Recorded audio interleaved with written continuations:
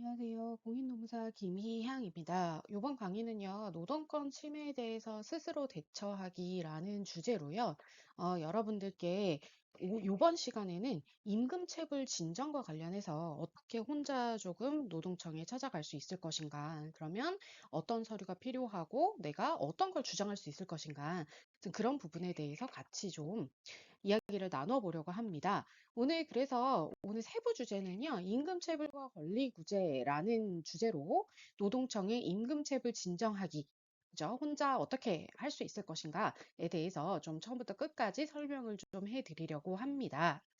여러분들이 임금체불 진정과 관련해서 이제 궁금증들이 많으실 건데, 그러니까 그거와 관련돼서 궁금한 내용들을 쭉 정리를 해보면 공통적으로 이런 내용들이 있어요. 자, 노동청에다가 내가 임금체불을 신고를 하면, 그죠? 임금체불을 신고를 하면 회사에서 내가 신고한 거를 알게 되느냐? 언제 알게 되느냐? 뭐 이런 내용. 그다음에 뭐 노동부에 출석 조사를 반드시 가야 되냐? 내가 전화로 설명을 하든지 뭐 서면으로, 이메일로 할 수는 없냐? 그다음에 뭐 출석 조사 때 사장과 마주치고 싶지 않은데 만나지 않고 진행할 수 있냐? 뭐 이런 질문들을 많이 해요. 그러면 처음 질문부터 좀 간단하게 좀 얘기를 하고 실제 우리 사례를 통해서 서식까지 좀 같이 볼 건데요. 처음에 노동부에 임금체불 신고를 하면 회사에서 내가 신고한 것을 알게 되나요? 라는 질문들이 좀 많아요. 근데 당연히 알게 되겠죠. 왜요? 자, 노동부에 이제 여기는 신고라는 게 나왔는데 일단 우리가 노동부에다가 진정 제기하세요 라는 말을 되게 많이 들어요. 근데 진정 제기를 한다는 건 뭐냐면 실제로 내가 주장하는 어떤 내용들이 노동관계법에 위반되지 않는지 근로감독관 너가 조사를 해달라. 국가가 조사를 해달라. 이게 바로 진정제기라고 하는 거예요. 그러면 진정제기라고 하려 그러면 이게 노동법에 위반되는지 위반되지 않는지 당사자 주장이 다를 거잖아요. 그죠? 사용자의 주장이 다를 것이고 근로자의 주장이 다를 겁니다. 그러면 근로감독관 입장에서는 그죠? 제3자의 입장에서 당사자의 주장이 어떤 것이 이제 정확하게 맞는지를 확인해야 될 거고요. 그러기 위해서는 당연히 회사에 이런 것들이 이제 뭐 위반이라고 들어왔는데 위반인 것이 맞는지 항변할 수 있는 자료 같은 것들을 제출을 해라라고 하게 될 거예요. 그렇기 때문에 당연히 이거는 회사가 연관된 거기 때문에 당연히 알게 됩니다. 연락이 가요, 사업주한테도. 그다음 노동부에 출석 조사를 반드시 가야 되나요? 라는 말이 있는데 사실 그 근로감독관 직무 집행 규정 같은 데 보시면 근로감독관 분들은요, 공무원 맞죠? 공무원 맞는데, 일반 우리가 뭐, 구청이나 뭐, 아니면은 뭐, 주민센터? 이런 데 가면 있는 그분들이랑은 살짝 역할이 달라요. 이분들은 노동관계 법령에 대해서는 사법경찰 관리의 역할을 하기 때문에 이분들은 실제 우리가 노동법 관련된 한에서는 경찰관의 직무를 수행하신다라고 생각을 하셔야 돼요. 그래서 요거는 출석조사를, 그러니까 통보가 오잖아요. 그러면 요거는 반드시 나가셔야 돼요. 특별한 사정이 없는 한 반드시 나가셔야 되고요. 그래서 요 날짜나 뭐 시간 같은 것들은 음, 사실은 조금의 변동의 여지는 있어요. 변동의 여지는 있지만 추석 조사는 진정 제기를 하시면 출석 조사는 나가셔야 된다라는 거 이제 말씀을 드리고요. 그다음 출석 조사 때 사장님과 마주치고 싶지 않은데 만나지 않고 진행할 수 있느냐 이런 질문들을 되게 많이 받는데요. 감독관 재량이긴 해요. 감독관 재량이긴 하지만 보통 이제 3자 대면을 원하지 않는다, 좀 피하고 싶다라고 얘기를 하면 그 출석 조사를 하실 때 요걸 대지질문 안 하는 방향으로 또는 이렇게 좀 피해서 잡아줄 거예요. 그래서 요거는 반드시 얘기를 해 주시길 바라고요. 그 다음에 노동부 신고하면 노동부에서 돈을 받아주나요? 뭐 이런 얘기를 하시는데 노동부에서 직접 돈을 받아주진 않아요. 이거는 이제 체불 금액이 얼마이다. 내지는 뭐 이런 것이 노동법에 위반된다. 그래서 뭐 형사 고소를 진행을 하시던지 아니면 체불 금액을 이제 확정을 해주면 이제 이거에 대해서 이제 지급하라고 사업주한테 얘기는 할 수 있겠죠. 그죠? 시정명령이라든지 사업주한테 이런 체불금품이 확인이 되니 지급하라라고 얘기를 해줄 수는 있겠지만 실제 돈을 받아서 노동부에서 선생님 계좌에 입금해준다? 이런 건 아니다라는 거 하나 알아주시고요. 그 다음 체불임금을 받는데 시간이 얼마나 걸리나요? 이거는요 케이스 바이 케이스예요. 그래서 어떤 거는 노동부에 신고되자마자 신고 사실을 알자마자 노동부 출석하기 전에 사업주한테 전화가 와서 합의로 끝날 수 있어요. 또 어떤 사건은 뭐 체불 금액이라든지 아니면 근로계약서 뭐 미작성으로 뭐 예를 들어서 뭐 벌금까지 간다고 했을 때 이 사안에 대해서 뭐 끝까지 안 주고 나는 그냥 형사처벌 받겠다. 나는 그냥 지급하지 않겠다. 끝까지 버티는 경우가 있어요. 이러면 뭐 형사로 이제 진행이 된다라고 했을 때는 정말 오랜 기간을 걸쳐가지고 뭐 그렇게 오래진 않지만 몇 달이 지나서 형사 절차까지 갔을 때 이제 막 벌금이 선고되기 직전에 그죠? 그래서 그 직전에 이제 합의를 하자라고 이제 연락이 오는 경우도 있고요. 그래서 이렇게까지 진행이 되고 나면 어떤 거는 뭐 접수되고 난 지 2주 안에 끝나는 경우도 있고 어떤 거는 6개월이 넘어서 끝나기도 해요. 그래서 요거는 케이스 바이 케이스다라는 거 이제 알려드리고요. 뭐 통상이라는 거는 사실 있을 수가 없어요. 뭐 사업주하고 합의가 이제 언제까지 되느냐인데 뭐 두세 달 정도? 그러니까 통상의 기간들은 두세 달 안에는 끝나는 것 같고요. 뭐 형사로 넘어가게 되면 이거 진짜 무한정으로 넘어가기 때문에 이거는 말씀드릴 수가 없어요. 자, 인터넷으로 신고할 수 있나요? 라고 되어 있는데요. 인터넷으로 신고할 수 있습니다. 이제 굉장히 그 접근이 잘 되어 있기 때문에 어플로도 가능하고요. 그다음에 인터넷으로 고용노동부 사이트에서 바로 신고를 하실 수가 있어요. 그래서 제가 이 뒤에 그 홈페이지를 조금 까놨어요. 그래서 그거 같이 보실 거고요. 자, 그 다음에 노동부에서 신고를 해서 노동부에 신고를 해가지고 체불금품 확인서를 받았습니다. 받았는데 사업주가 돈을 지급하지 않아요.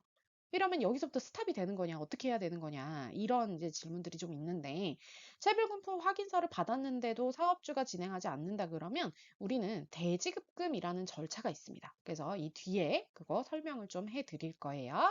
자, 그래서 이렇게 좀 간단하게 여러분들이 이제 일반적으로 궁금해 하시는 요 사안들을 조금 말씀을 좀 드렸습니다. 자, 그러면 이제 임금체불 진정 들어갈 건데요. 간단하게 절차도 먼저 볼게요. 이 절차는 세부적인 것을 하나하나 설명 다 드릴 거예요. 하나하나 설명을 다 드릴 건데, 일단은 처음에 이제 임금체불이든, 여기는 지금 임금체불이라고만 썼는데, 뭐 근로계약서, 서면 명시 의무 뭐 위반이든, 아니면 뭐 임금 지급에 대한 4대 원칙 위반이든, 아니면 뭐 근로기준법 20조 위반으로 위양 예정 금지 위반이든 뭐든 간에 노동법 위반이 있다. 라고 하면 이제 진정을 제기한다라고 얘기를 해요. 이게 위반인지 밝혀달라. 그러면 얘는 관할 자체가 사업장 관할 노동지청으로 접수를 하는 겁니다. 사업장 관할이 있는 노동청. 우리 집 주소 아니고요. 사업장 소재지를 관할하는 그 노동청에다가 진정서를 접수를 하셔야 되는데 나 관할이고 뭐고 모르겠다. 이러면 인터넷으로 가능해요. 인터넷으로 접수를 하시게 되면 그 사업장 주소에 따라서 알아서 배정이 됩니다. 그래서 그거 인터넷으로 하면 이제 이런 장점이 또 하나 있겠죠. 그 다음 접수를 하게 되면 통상은 우리 한 뭐 늦게 되면 3주 이내는 무조건 연락이 오고요. 거의 빠르게 되면 뭐 일주일 안에도 연락이 오는 경우 있어요. 사건이 이제 배정이 됐다라는 근로감독관이 이제 사건이 배정이 돼서요. 이제 어디로 뭐 출석을 하라라고 연락이 와요. 근데 보통 뭐 서면으로 뭐 오는 경우도 있는데 문자로 많이 받더라고요. 빨리 받아요, 문자로. 그래서 문자로 발송이 됩니다. 그럼 선생님한테 뭐 이게 저 이제 사업주한테 맨날 질문 받는 건데 이거 이제 스팸 문자 아니냐고 많이 연락이 와요. 근데 보통은 담당 감독관 이름이 적혀져 있거든요. 그러니까 소속 그 기관이랑 소속 지청이랑 뭐 근로 뭐 개선 지도과 뭐 일과 뭐 누구 감독관 누구 뭐 이렇게 해서 와요. 그렇기 때문에 그 해당하는 지청에 그런 감독관이 있는지 그 확인을 하실 수 있잖아요. 확인하시고 뭐 전화해서 확인하실 수도 있겠죠. 그렇게 보면 그거는 뭐 스팸은 거진 아니고요. 그래서 감독관이 출석 요구로 오게 되면 요거는 그 날짜에 출석을 하시고 그 날짜 출석 못하게 되는 경우에는 담당 감독관한테 전화를 하셔서 출석 일시를 조정하시면 되겠습니다. 그리고 양 당사자가 출석 조사를 해요. 이거는 그 사건의 복잡도에 따라서 몇 번이나 출석해야 되는지는 달라질 수 있어요. 그래서 뭐 한 번에 되는 경우는 많이 없고요.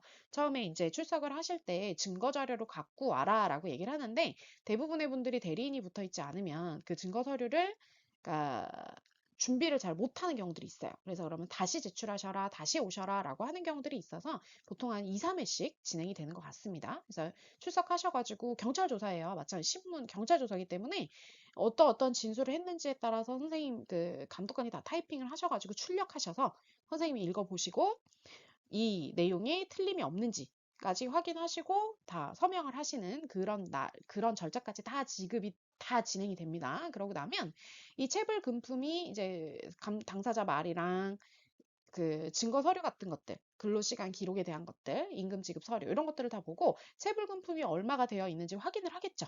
그죠? 그러면 체불금품을 감독관이 확인을 하게 됩니다. 그러면 체불금품 확인서 이제 요거를 이제 쓰는 거예요. 그래서 체불금품 확정하고 지급 지시 명령을 내렸는데도 불구하고 사용자가 내지 않았다. 그죠? 내지 않았다. 그러면 이제 검찰로 송치를 하시거나 아니면 여기 안 되면 체불금품 확정된 거에서 체불금품 사업주 확인서를 발급하셔서 이제 노동부 선에서는 이제 종결이 되게 돼요.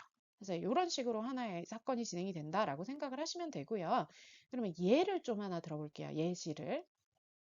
이거는 실제로 이제 어, 서부지청 관할에 있는 뭐 편의점이에요. 뭐 편의점에서 이제 사회초년생인 대학교 이제 학생이 그 편의점에서 일을 했었는데 요 분이 근로계약서를 몇 장을 쓰셨냐면은 5장을 쓰셨었어요. 5장을. 이 학생이 5장을 근로계약서를 써서 왔는데 사실은 편의점 아르바이트 단시간 근로를 하면 뭐 근로계약서가 많아봤자 한두 쪽에 불과하거든요. 근데 도대체 5쪽을 왜 썼는지를 보니까 엄청나게 많은 내용들이 들어 있었는데 그 와중에 노동법 위반으로 이제 눈에 보이는 것들이 너무 많았고 실제로 이 아이한테서 그 얼마 안 되는 한 그때 당시로 한 80만 원도 안 됐거든요. 월급이 그 정도도 안 됐는데 그 안에서 이제 퇴사를 이제 본인이 계약 그 약정한 7개월보다 일찍 퇴사를 했다라고 그 교육비, 다음 신규 근무자에 대한 교육비, 요런 연수비, 그 교육비를 교육비라고 말은 하지만 사실은 그 사람에게 지급돼야 되는 임금인 거죠. 그 임금을 이 기존 알바 월급에서 깠어요. 그래서 그 부분이 너무 이제 화가 나서 제가 이제 요 사건을 대리를 했었던 게 이제 있어서 요거 한번 가지고 왔습니다. 이 사건일 때 진정서를 이제 어떻게 써야 되는지를 한번 고민을 해볼게요. 자, 이거는 제가 현대판 노예 계약서 아닌가 싶을 정도로 이제 많이 좀 분노를 했던 것인데 여러분들 요거는 이제 아이스 브레이킹 측면에서 가지고 온 거예요. 이거 한번 같이 보실게요. 이게 근로계약서 5쪽 중에 제일 끝에 있는 거였어요. 근무자로서의 다짐. 그래서 저는 본 계약 체결 이후 본 계약을 뭐 충실히 할 것을 다짐드리며 그죠? 충실히 수행할 것을 약속드리며 본 계약에 대해서 어떠한 이의 제기도 하지 않을 거다. 이게 빨간색 볼드 표시였거든요. 또한 점주님께서 땡땡땡땡점 경영에만 전념하실 수 있도록 근태에 어떠한 문제가 없도록 의무를 다할 것이며 어떤 문제 해결돼도 뭐 발생돼도 잘 해결하겠다. 점주님께서 편히 쉬실 수 있도록 맡은 바 책임을 완수하겠습니다. 막 이래요. 그래서 네, 이렇게까지 했죠. 그래서 약간 좀 쎄했어요. 그러고 나서 또한 5분 이상 핸드폰 사용도 안 할 거고 인수인계도 뭐 1회만 할 거고 상품을 항상 가득 채워놓고 휴식할 거고 상품이 판매되면 그 즉시 채우도록 하겠대요. 그럼 여기서 저는 노무사니까 그럼 얘 휴게 시간은 어떻게 보장할 수 있지? 저는 대번에 이제 그런 생각이 들더라고요.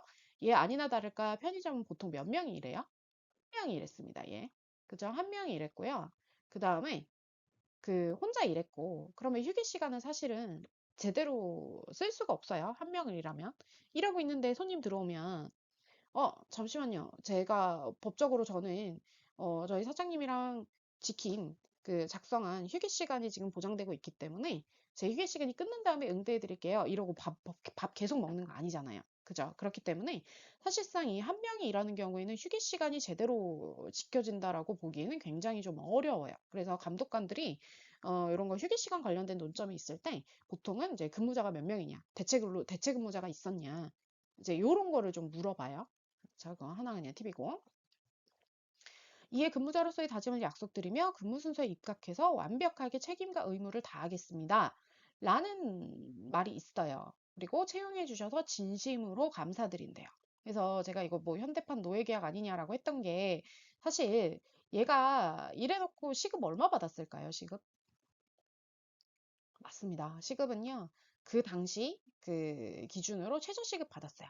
최저시급 받고 어, 이러한 내용의 근로계약을 체결해도 되는 것인가 살짝 의문이 들었는데요. 밑에 보시면 제가 이 부분이 제일 화가 났던 거예요. 자, 을이 본 계약 기간을 위반했을 때는 갑은 사장님은 CEO 본사와 맺은 프랜차이즈 계약을 준수해야 될 의무가 있다. 그래서 땡땡땡땡점을 반드시 정상화시켜야 된다. 그러므로 이 을을 대신해서 근무할 신규자를 반드시 채용해야 되면 그 채용과 관련된 비용은 을이 부담한다. 이래놓고 고용노동부를 통해서 확인했대요. 그래서 저는 이 부분이 굉장히 이제 화가 많이 이제 났었던 부분이에요. 그 다음에 그러면 이 확인한 그 고용노동부를 통해서 을이 부담을 한다 그랬잖아요. 그럼 이 비용이 얼마냐? 그랬더니 갑의 비용, 즉 인수자 교육기간 동안 발생된 총 교육비, 채용 공고. 이거는 근로자분들은 채용 공고 확인할 때 돈을 안 내지만 사용자분들은 업로드할 때 월 얼마씩 내요. 그래서 이 등록비, 그다음 신규 채용 기간 동안 발생한 매출 손해금액, 면접비 등이래요. 근데 요거를 이 학생 글씨예요. 쓰게 했겠죠, 당일날. 인수자 교육기간 동안 발생된 총 교육비는 시급하고 주휴수당 다 합쳐서 214510원이래요. 그래서 퇴사월 급여에서 차감을 한대요. 네. 그리고 기타 신규 채용 기간 동안 발생된 매출 손해 금액 면접비인데 너 면접비 받았어? 물어봤더니 면접비 안 받았대요. 그러니까 안 받아놓고 이제 까겠다라는 거죠, 사실은. 되게 분노를 했었는데 매출 손해 금액이라는 것도 그래요, 사실. 이 신규를 채용했기 때문에 이게 신규 채용해서 이 사람이 그만뒀기 때문에 계약을 7개월 이상으로 이제 맞췄었거든요. 7개월 이상을 하지 않아서 그만둔 거로서 인해서 신규 채용을 했고 그 사람 때문에 즉 먼저 그만뒀기 때문에 이러한 신규 채용 기간 동안 매출이 손해가 됐다라는 거 인과관계를 입증할 수 있을까요? 말도 안 되는 거예요, 이거는. 입증 못 해요. 보통은 편의점 매출이라는 거는 뭐 예를 들어서 뭐 하겐다즈가 비싸잖아요. 근데 이게 뭐 1 플러스 1을 한다. 이러면은 갑자기 뭐 매출이 올라가기도 하고요. 뭐 맥주 같은 것들이 뭐 4개 10,000원짜리 하는 행사가 더 커졌다. 이러면 더 올라가기도 해요. 이거는 신규를 채용한 기간 동안에 신규가 근무를 잘하느냐 못하느냐에 따라서 매출이 왔다 갔다 하는 건 아니라는 말인 거죠. 그래서 이거 자체가 말이 안 되는데 어쨌든 여기에 고용노동부를 통해 확인했다라고 얘기를 하고 그 다음에 보시면 이거 거절하면 갑은 서울 서부지방법원에 지급명령 신청서 제출해서 을에게 전체 금액에 대해서 손해배상 청구한대요. 그러니까 얘가 여기서 멘붕이 온 거예요. 그래서 이거 실제로 월급에 까지고 나서 왔고요. 그 다음에 요거. 자, 이거 손해배상 청구가 실제로 나에게 되냐, 청구가 될 수 있냐. 왜냐면 이 사장님하고 처음에 계약 체결을 했을 때 7개월은 얘가 원한 기간은 아니었고요. 이미 그 사업주가 7개월로 이제 정해서 우리는 7개월로만 계약을 해야 된다라고 해서 계약을 진행했던 부분이 있었어요. 그래서 실제 손해배상 청구를 당하냐, 손해배상 청구를 당하면 내가 도대체 얼마를 배상을 해야 되냐, 이게 궁금했던 거예요. 그분은. 그래서 요거 실제로 요 자체가 임금은 쉽게 건드리면 안 돼요, 사업주가. 그래서 얘 같은 경우에는 사실 이거는 임금 지급의 4대 원칙에서 완전히 이제 어긋나게 되는 거죠. 임금을 전액불에 지급해서도 위반인 거고요. 실제 이 사람이 채무불이행을 했을 때, 그죠? 채무불이행을 했을 때, 이 계약 기간을 지키지 않은 것도 채무불이행이니까, 채무불이행을 했을 때 특정한 손해 발생이나, 그죠? 뭐 손해 액수가 얼마인지도 묻지도 따지지도 않고 일정액을 토해내라. 요거가 바로 금지되는 위약금 약정에 해당할 수 있어요. 그래서 요거는 근기법 20조에도 위반되는 부분이기도 하죠. 그래서 이 부분은 근기법 위반이 너무나 뚜렷하게 보이는 부분이었어요. 그러면 이걸 가지고 자, 요 뒤에까지만 하나만 보고 진행을 한번 해볼게요. 자, 이 계약서에 붙어 있는 그 여러 가지 항목들이 있었지만 마지막 그 부분에 보면 계약 기간 7개월로 했다고 했잖아요. 7개월 하고 나서 이 계약서에 사직서를 제출하고 다음날 나오지 않으면 야반도주로 위법이래요. 자, 근무자는 사직 통보의 자유는 있지만 근무자 충원이 완료된 후 인계까지 마쳐야지만 사직의 효력이 발생되어 출근하지 않아도 된다. 이런 말을 하거든요. 근데 사실은 강제 근로는 엄격하게 금지되어 있죠. 그죠? 뭐 신체적으로 제한을 하든 정신적으로 제한을 하든 강제 근로는 엄격하게 금지가 되어 있고요. 사실 근로자는 본인이 이제 나오기 싫으면은 사실 뭐 손해는 본인이 감수하는 거고 어쨌든 오늘까지 일을 하고 다음날 안 나와도 근로자를 뭐 어떻게 강제할 방법이 없어요. 그죠? 강제할 방법이 없어요. 그런데 이거 보시면 유의를 하실 게 이걸 제가 여기서 설명할 건 아닌데 자 7개월 뭐 어쨌든 여기 이게 7개월이었으니까 7개월 동안 그 을에 뭐 7개월이 지나고 나서 개인 사정으로 근무를 지속하지 못하면 요런 경우 있는 경우 있어요. 반드시 최소 1개월 전에 퇴사를 통보를 해라. 요런 조항이 특약 조항이 있는 경우가 있는데요. 요거는 그냥 힌트를 드리면 내가 퇴직금이 발생했다. 1년 이상 계속 근로를 해서 퇴직금이 발생을 했다. 라고 하면 요거는 지켜주시는 게 여러분들한테 좋아요. 왜냐면 이 조항이 있으면 보통은 1개월 전에 이제 사직 퇴사 통보를 했을 때 사직서 수리가 그죠? 사직서 수리가 안 될 경우에는 무분결근으로 이제 처리할 수 있다라는 조항들이 같이 붙어 있거든요. 그러면 퇴직금의 손해를 볼 수가 있어요. 그래서 일부 손해를 볼 수 있기 때문에 이런 조항이 있다라고 하면 1개월 전에 얘기를 하시고 현실적으로 회사랑 퇴사 일자를 좀 조율을 하시는 게 여러분의 퇴직금이나 이런 것들에 손해가 없다라는 거 좀 말씀을 드리고요. 요것이 이제 좀 요게 이제 잘못됐다라는 거를 이제 말씀을 드리는 거예요.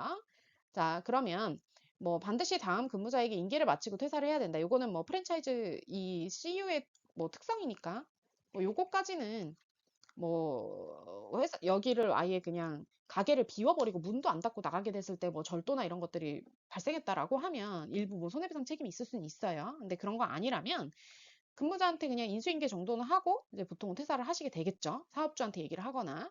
근데 뭔가 이거를 이 1개월 전에 퇴사를 안 하고, 그죠?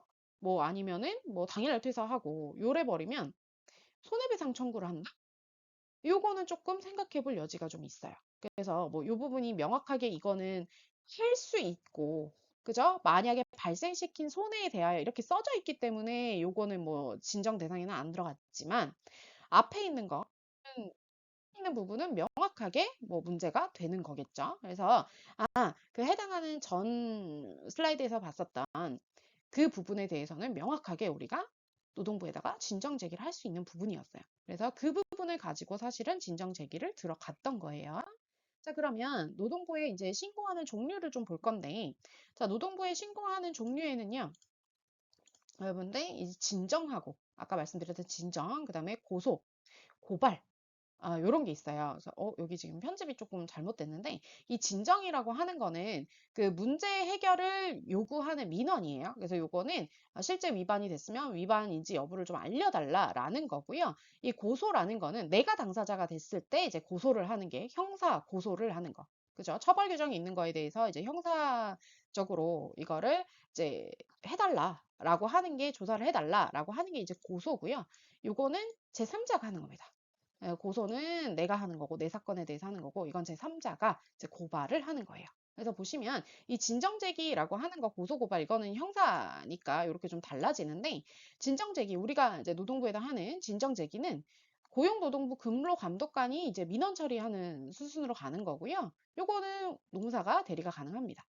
그죠? 그 다음에 기본 처리 기간 같은 경우는 25일인데 이거는 엄격하게 지켜져야 되는 완전히 100% 지켜져야 되는 그런 건 아니에요. 그래서 보시면 기본 처리 기간은 25일이고 1회 연장 가능하고요. 사유가 있을 때는 그 이상 연장 가능하기 때문에 사실은 이 6개월 이상도 연장이 가능하기도 해요.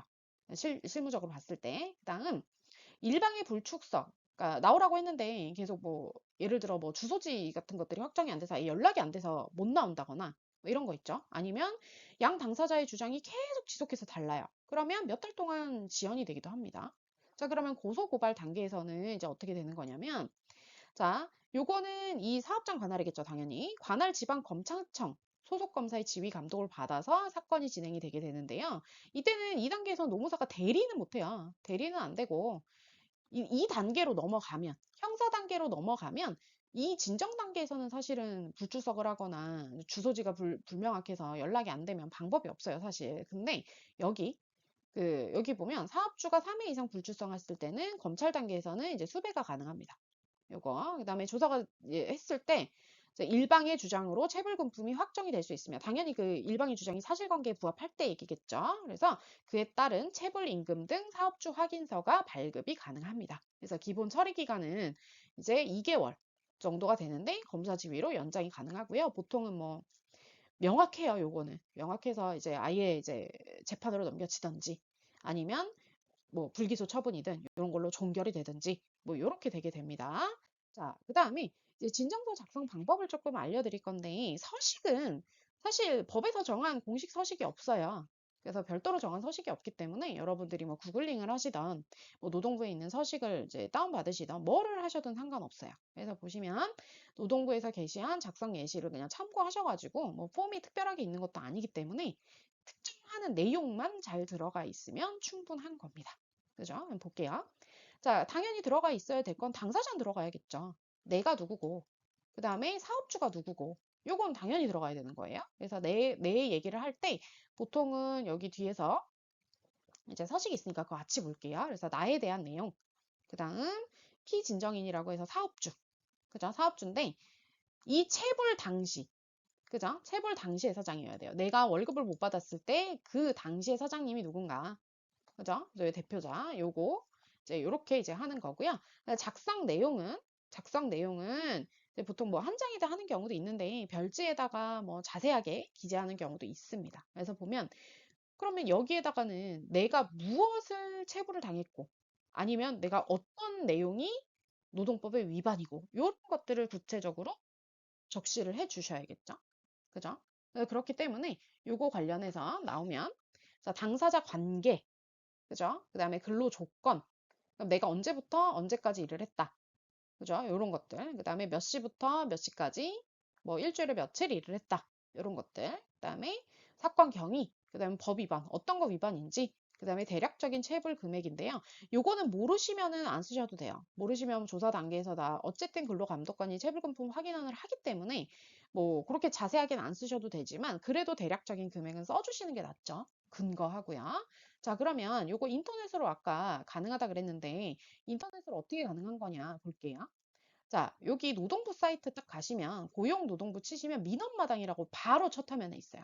왼쪽 상단에 있거든요. 그거 하시면 그 민원 신청란에 여기 민원 신청란에 보시면 요 서식 민원 1번 임금체불 진정서라고 하는 게 있거든요. 그래서 요 서식 파일 요거 한 쪽짜리예요. 두 쪽짜리인가 그래요. 그래서 요거를 다운 받으셔가지고요. 내용을 채워요. 한 쪽짜리입니다.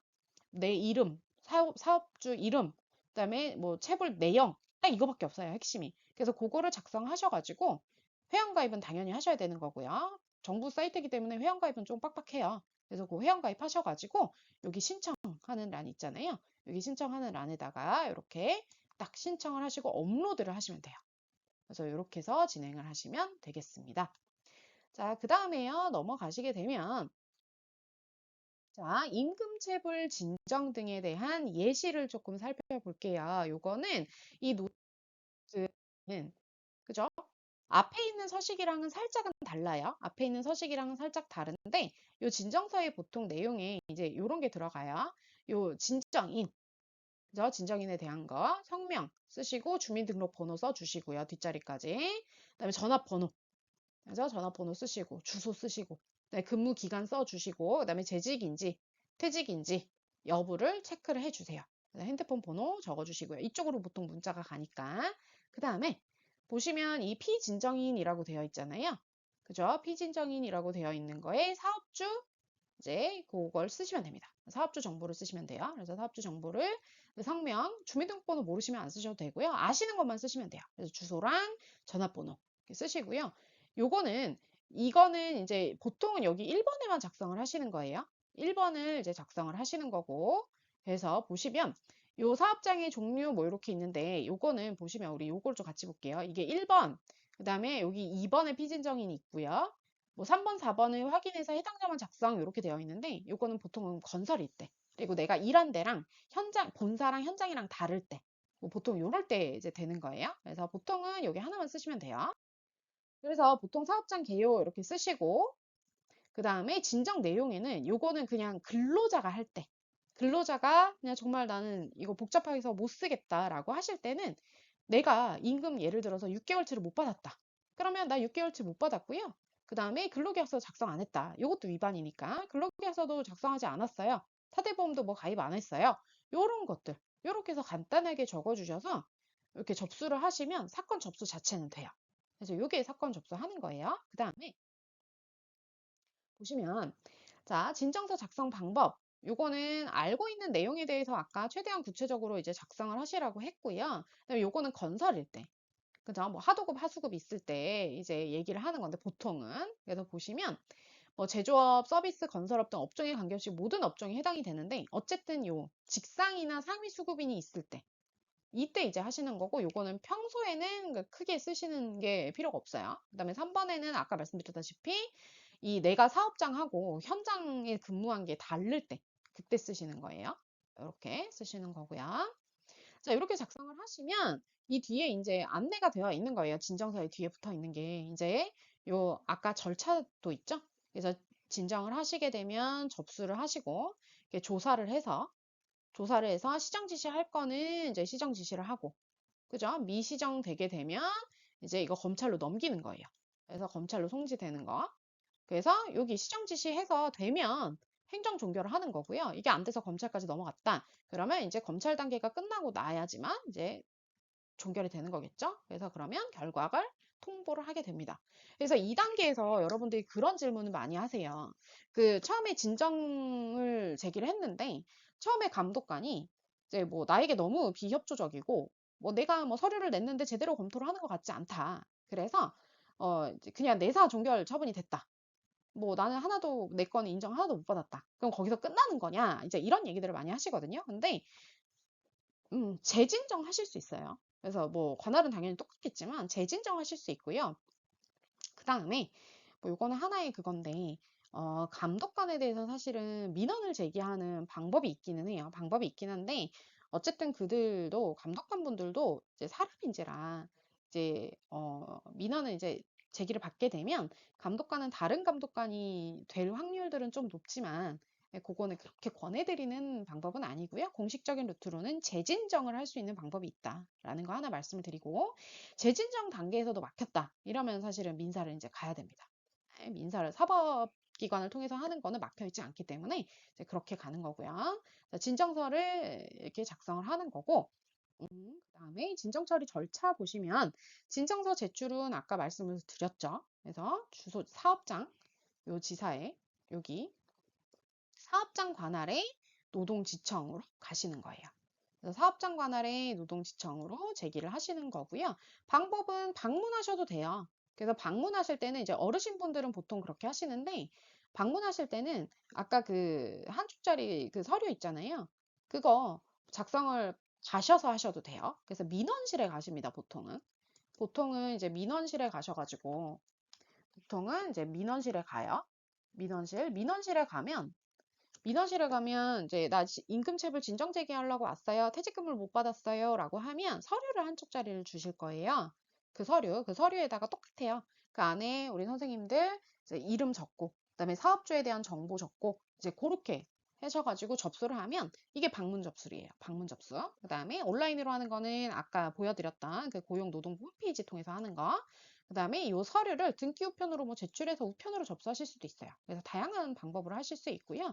보통은 이제 2주 정도라고 적어놨는데, 그러니까 뭐 강남지청이라든지 뭐 이런 데는 사건이 진짜 많거든요. 그래서 보통은 그 배당되는데 3주 걸리는 데도 있더라고요. 그래서 보통은 1주에서 3주 정도 사이에 문자나 우편으로 이제 출석 통지서를 수령하게 되고요. 보통 문자로 옵니다. 전화번호, 핸드폰 번호 써놓으셨으면.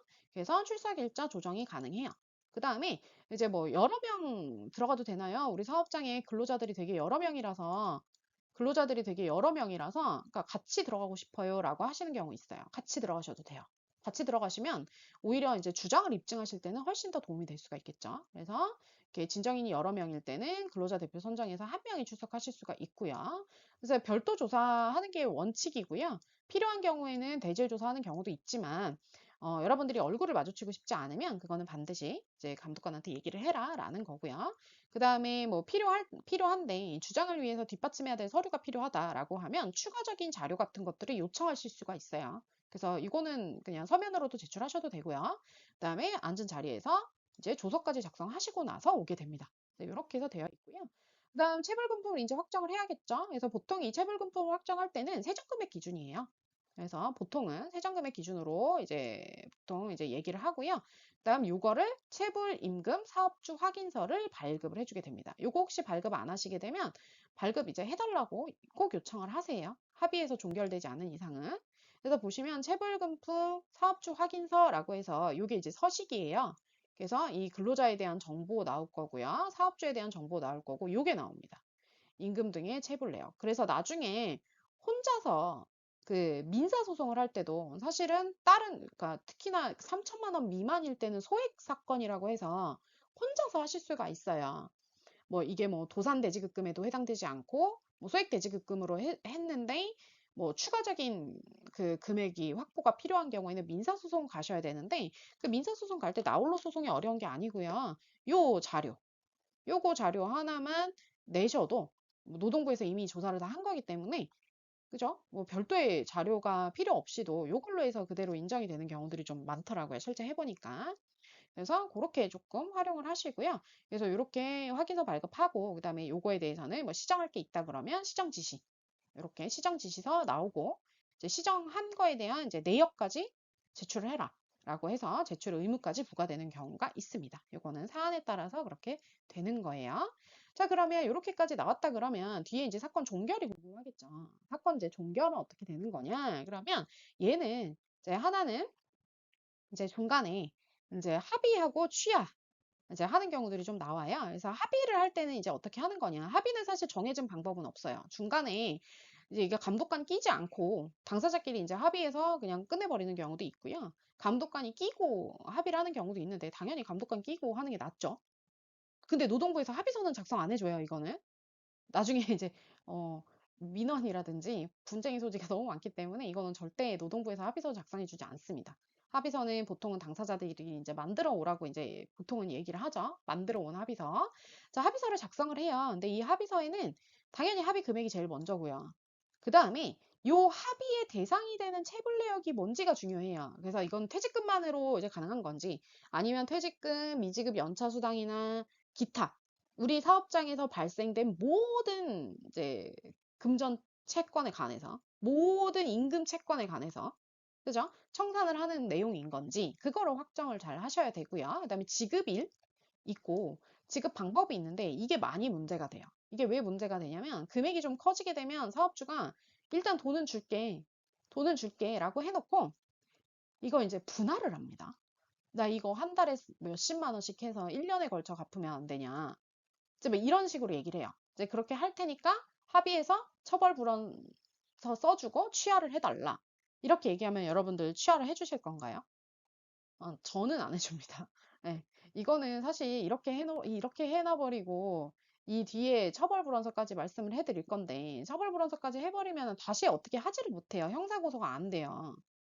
예, 그렇게 돼버리면, 예, 이거는 못 받을 염려가 또 생기거든요. 노동부까지 갔는데 이제 했으니까 노동부 다시 경위할 수 없고, 그러면 이제 민사소송 같은 걸로 하셔야 된다는 번거로움이 남아요. 그래서 지급이 담보가 되지 않을 때, 보통은 체불임금 때문에 노동청을 갔는데, 또 체불을 안 하리라라는 보장이 없어요. 그래서 웬만하면 이럴 때는 저 같으면 이제 조금 금액을 조금 다운을 시키시더라도 한 번에 일시불로 받는 방법을 예, 그렇게 조금 권해드려요. 그리고 처벌불원 그 확인서는 써주시면 안 되겠죠. 그다음에 뭐 이렇게 이제 합의서 보통 작성하시고 이제 취하까지 하고 이제 민형사 보통은 부재소 합의까지 같이 넣습니다. 합의금 요걸 주면 이거 이제 우리 사이에는 이거에 대한 문제는 전혀 없는 거야라고 하는 보통 그런 내용들이 같이 들어가 있게 돼요. 그래서 이런 합의서 같은 거 작성할 때 보통 이때 이제 전문가가 붙어서 합의서를 이제 의뢰인이 어느 쪽인지에 따라 다르겠지만 이제 분쟁의 소지가 조금 없게끔 합의서의 문구를 좀 만지게 됩니다. 그래서 보통 이 세전금액이 기본이기 때문에 여기서 보시면 소득세는 나오잖아요. 그래서 소득세하고 사대보험 비용들이 공제가 되게 되는데 이게 싫으시면 요 실지급 금액으로 합의를 하시는 방법도 있어요. 이거는 법에 정해져 있지 않으니까. 그래서 요거는 하실 때 실제 이제 합의하시기 나름인 거다라는 거고요. 이 취하 단계에서는 체불임금을 지급받으면 보통 이제 요거까지 이제 같이 써요. 그래서 감독관이 있는 하에서 이제 그 사업주가 이 돈을 받으면 근로자가 받았다고 연락을 해주세요. 그러면 그때 요거 이제 처리를 하겠습니다. 보통 이렇게 해서 진행이 되는 경우들이 많거든요. 그래서 체불임금을 지급받으면 이제 취하서라든지 처벌불원서 이런 것들을 이제 제출을 하게 됩니다. 근데 여기서 이제 유의하실 게 이 처벌불원서를 제출을 해버리게 되면 요거는 다시 이게 불가능해요. 반의사 불벌이라서. 그래서 요거는 좀 유의를 하셔야 되고요. 그래서 이거예요. 금품을 지급받기 전에 미리 처벌 불원서를 제출해버리면 이거는 진짜 금품도 못 받았는데 다시 이제 법률적인 이러한 그 노동청을 통한 요 진정 고소고발 요거를 못 하게 되는 거죠. 그죠? 그래서 요거는 조금 유의를 좀 하셔야 된다라는 거고요.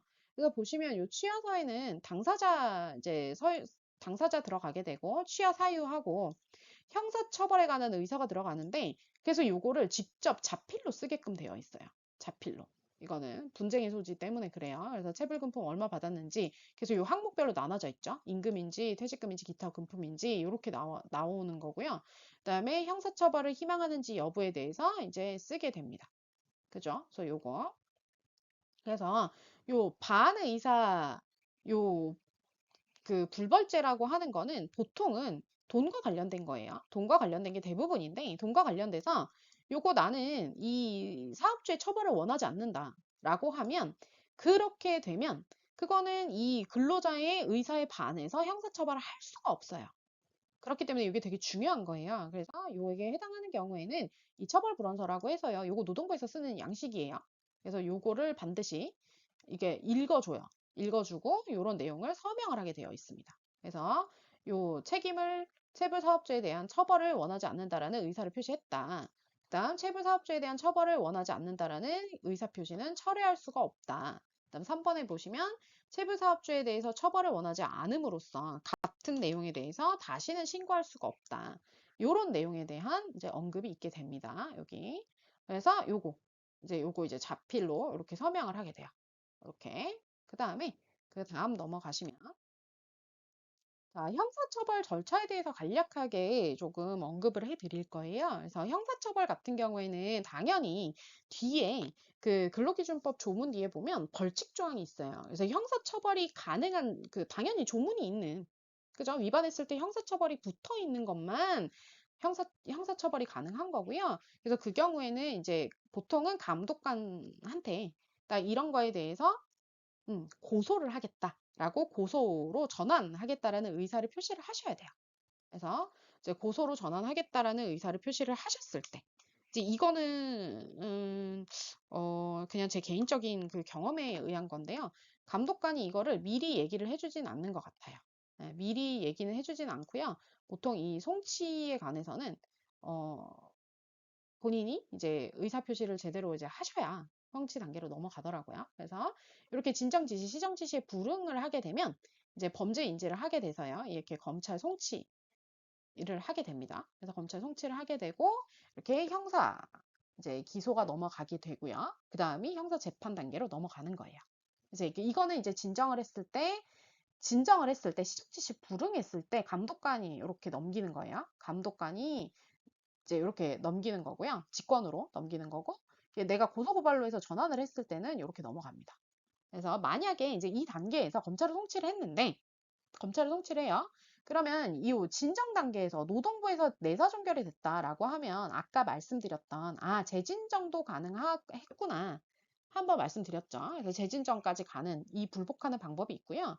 근데 진정 제기를 했을 때 범죄 인지가 되어서 넘어갔을 때 검찰에서 불기소 처분이 내려져요. 그죠? 이럴 때는 항고랑 요럴 때는 이 재정 신청이 이제 불가능하게 됩니다. 요럴 때는 재정 신청은 안 되고 이렇게 요렇게 되게 되고요. 그다음 고소 고발일 때는 고소 고발을 했는데 검찰에서 불기소 처분했다. 그러면 항고할 수 있어요. 그죠? 여기도 항고할 수 있는데 요 재정 신청 여기 앞에 거는 재정 신청이 안 되는데 요 뒤에 있는 건 재정 신청이 가능합니다. 그래서 요렇게 조금 절차별로 좀 다르다라는 거고요. 그리고 이제 제가 불과 어제 이제 했던 건데, 요 불기소 처분 났을 때, 그러니까 혐의 없음으로 불기소 처분을 났는데, 이거 좀 특이한 케이스이긴 했어요. 불기소 처분 받고, 이제 요쪽으로 안 되니까, 민사를 거신 거예요, 이분이. 그래서 임금 체불하고 퇴직금에 대해서 이제 세 개를 걸었어요. 임금 체불, 퇴직금, 그다음에 근로계약서 미작성으로 걸었던 거예요. 근데 근로계약서 미작성은 이제 너무나 명백하니까 그거는 벌금이 나왔고요. 벌금으로 나왔었고 사건이 끝났고 이제 그 퇴직금이랑 이제 임금 체불에 대해서 요거를 노동부 선에서 갔는데 검찰 단계까지 전부 다 근로시간 자체를 특정할 수가 없다. 산정하기가 어려워서 이제 특정할 수가 없어서 이거는 이제 범죄로 이제 인정이 안 됐었거든요. 그래서 요 임금 체불이랑 요 퇴직금이랑 요거 자체가 이제 근로한 걸로 자체가 인정이 안 됐었나 봐요. 서류에서.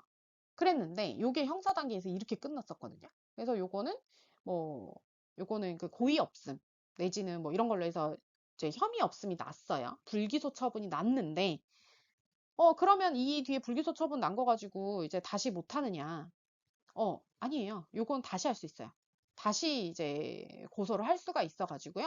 할 수 있기는 해요. 할 수 있긴 한데 다만 그럴 때는 원 처분, 즉 검사가 애초에 불기소 처분을 했었던 이유들이 있을 거잖아요. 그거를 뒤집을 수 있을 만한 뭔가 그 특별한 이러한 증거들을 제시를 해야겠죠. 근데 이 경우는 이게 2심까지 가서 민사에서 검사가 한 거는 이제 그거에 기속되지 않는다. 검사가 했던 거는 당연히 이제 사용자 측에서 뭐 검사 측에서 이렇게 이렇게 돼서 나는 무혐의 처분 받았다라고 얘기를 했겠죠. 근데 그 민사에서 재판을 할 때 요거 다 근로시간을 다 인정을 다 해가지고 요게 다 인정이 된다라고 나왔거든요. 그게 2심까지 갔고 2심이 확정이 됐어요.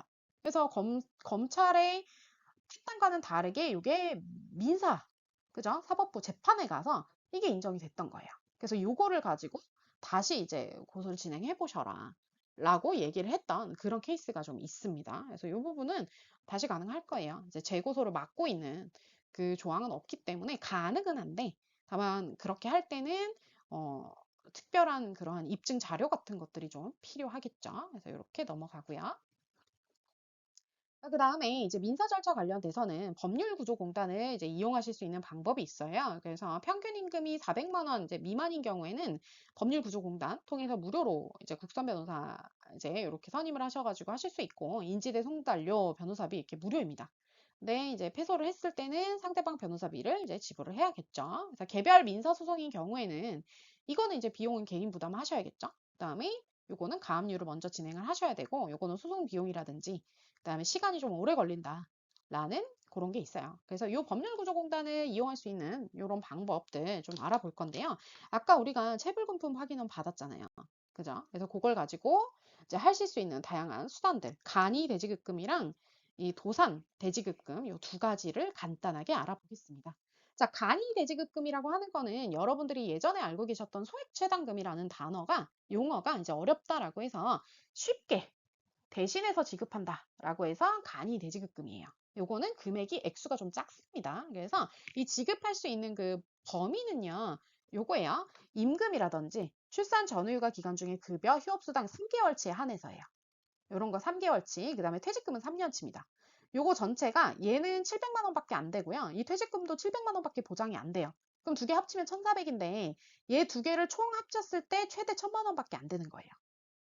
그죠? 그러면 여기서 만약에 퇴직금이 난 3천이고 예를 들어서 뭐 요 금액은 1,000만 원이다. 그러면 이 중에 요총 합쳐서 4천을 다 받을 수는 없고 합쳐서 1,000 받는 거죠. 그러면 나머지 못 받은 3천은요? 그거는 민사로 가셔야 돼요. 그래서 아까 그 민사로 간다는 얘기를 한 게 아까 민사로 간다는 얘기를 한 게 그거였어요. 그 아래 그 별도로 민사로 가야 된다는 거 있죠? 가압류하고 하셔야 된다는 게 그게 바로 그겁니다. 그죠? 그래서 요거 요렇게 이제 들어가는 거고요. 이 간이 돼지급금을 받으려 그러면 그죠? 요거 사업주 요건이 있고 근로자 요건이 있어요. 그래서 요거는 지금 들으셔서 외우실 거는 당연히 아니고 그냥 자료를 보시고 나중에 내가 요건이 되는지는 한번 체크를 하시는 용도로 쓰시면 돼요. 자, 사업주 같은 경우에는 산재보험은 다 적용이 되니까 산재보험 사업장이어야 되고요. 6개월 이상 사업을 운영하셨어야 돼요. 그다음에 요 이제 퇴직자는 퇴직일 기준으로 보고 재직자는 요 마지막 임금 체불이 발생한 날 기준이나 아니면 소송 또는 진정을 제기한 날 이전으로 이제 기준을 삼습니다. 그다음에 미지급 임금이 확인이 돼야 돼요. 이 미지급 임금 확인돼야 되기 때문에 사실은 여기에 고용노동부 체불임금 확인서가 들어가게 되는 거예요. 법원 판결 사실은 받기 이전에 보통은 다 노동부에서 해결을 하니까. 그죠? 이렇게 가는 거고요. 그 근로자 요건은 보시면 이게 퇴직자하고 재직자하고 나눠서 보셔야 돼요. 예전엔 그 재직자, 이게 새로 이제 법률이 이제 개정이 된 거죠. 퇴직자 같은 경우에는 두 가지가 있어요. 이거는 이제 판결에 따른 거예요. 민사 갔다 온 거. 요거는 이제 우리 노동부 간 거. 그죠? 확정 판결 이제 받았다. 확정 판결이면 얘는 좀 길어요. 퇴직일의 다음 날부터 2년 이내에 소송 제기하셔야 돼요. 소송을 이제 제기를 하셔야 돼요. 확정 판결이 이제 뭐 확정 판결이랑은 이제 제기한 거랑은 다르잖아요. 그래서 제기까지가 2년 이내에 들어와야 됩니다. 퇴직일의 다음 날부터 2년 이내에 소송 등을 제기를 하셨어야 되고요. 그다음 체불임금 사업주 확인서는 이건 노동부 절차는 조금 빠르기 때문에 얘는 좀 짧아요. 퇴직일의 다음 날부터 1년 이내에 진정들 제기하고요. 그다음에 발급 받으셨어야 되는 거예요. 그래서 이렇게 되어 있고요. 근데 실제 체불금품 받고 나면 이 간이 돼지급금은 굉장히 간이하게 받으실 수 있어요. 요거는. 그래서 자, 재직자 같은 경우에는 요거는 저소득이 키포인트예요. 그래서 근로계약 기간이 1개월 이상이고 저소득 재직 근로자일 때 시급 기준으로 했을 때 최저임금의 110% 미만일 때 요거를 우리가 저소득 재직 근로자라고 얘기를 합니다. 그래서 요럴 때 요것도 두 가지겠죠? 요것도 그래서 확정 판결에 따른 대지급금은 요 2년 마지막 체불 발생일 다음 날부터 2년 이내 요건 다음 날부터 1년 이내입니다. 그죠? 그래서 요렇게 해서 요런 근로자에게는 재직자 간이 대지급금이 가능하게 됩니다. 자, 그래서 청구 기한 같은 경우에는 이제 확정 판결 받았잖아요. 그죠? 그러면 1년 이내에 들어가셔야 되는 거고 요거 사업주 확인서 발급받은 때로부터 6개월 이내에 들어가셔야 돼요. 그래서 이게 기간이 되게 긴 것 같은데 생각보다 이게 시간이 빨라요. 그래서 요거 유의를 하셔야 되는 거고요. 재직자 같은 경우에는 이 확정 판결이 있은 날부터 1년, 그다음에 여기도 요 확인서 발급된 날로부터 6개월 이내에는 청구를 하셔야 돼요. 그래서 이렇게 청구를 하셔야 된다라는 거고요. 간단해요. 근로복지공단에다가 이제 제출을 하면 되는데 요 청구서 있어요. 그래서 제출 서류는 간이 돼지급금 지급 청구서 하고 체불급품 확인서 이미 받았잖아요. 그죠? 요 청구서 딱 한 쪽짜리거든요. 그래서 요거 작성하셔가지고 내면 지급 굉장히 빨리 됩니다. 그래서 간이 돼지급금은 이렇게 간이한 절차가 있다라는 거고요. 그래서 여기 보시면 처리기간 14일이잖아요. 그죠? 이렇게 체크를 하시면 되고요. 자, 그 다음에 도산대지급금이라는 거는 그거예요. 요거는 말 그대로 사업이 이제 거의 폐업, 그러니까 도산했을 때, 망했을 때, 쉽게 얘기하면 이제 그때 받을 수 있는 건데 이 사업주는 여기 산재보험 적용 대상 사업 중이어야 되고요. 요게 있어야 됩니다. 법정관리, 법인 파산, 사실상 도산. 그래서 사실상 도산 요거를 하려고 노무사들이 직접 사업장 찾아가 보기도 하고요. 막 잠복근무처럼. 망했다고 했는데 영업을 하고 있나, 막 이런 거 확인하려고 가거든요. 그래서 요거. 그 다음에 재판상 도산을 받던지 사실상 도산 받아야 되는데, 요 사실상 도산 같은 경우들이 요런 거를 다 이제 확인을 해야 되는 게 요게 좀 빡빡해요. 그래서 보통은 도산대지급금은 혼자 하지 않고요. 전문가를 통해서 하시는 경우들이 좀 많습니다. 그래서 상시 근로자 수 300인 미만일 때 요거죠. 사업주가 미지급 임금 등을 지급할 능력이 없거나 현저히 곤란한 상태고 요게 사실상 도산까지 인정받아야 됩니다. 요거 자체를. 그래서 요런 요건들이 좀 있어요. 법원을 통해서 재판상 도상하는 거는 실제로 그 기간이 엄청 오래 걸려요. 그래서 그렇게 좀 알아드리고요. 그래서 근로자 요건 같은 경우는 요거죠. 퇴직 기준일에 1년 전이 되는 날 이후 3년 이내에 퇴직을 해야 돼요. 그래서 요거 여기 요 신청일 기준이거든요. 그래서 요거 같은 경우로 요 신청일 기준으로 기준일에 1년이 전이 되는 날, 그 다음 이후 3년 이내에 퇴직을 했었어야 됩니다. 그죠? 그래서 이렇게 해서 체크를 좀 하시면 됩니다. 그래서 요게 요 선고 자체가 그죠? 퇴직 기준일은 이렇게 결정이 돼요. 그래서 보통 신청일 기준입니다. 요거 신청일 전 선고일.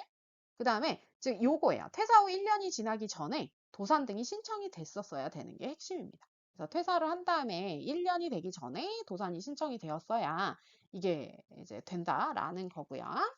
자, 왜냐하면 요 요건 때문에 그래요. 파산 선고 또는 도산 등 사실 인정이 있는 날부터 2년 이내에 신청을 해야 되기 때문에 결론을 합치면 이렇게 되는 거예요.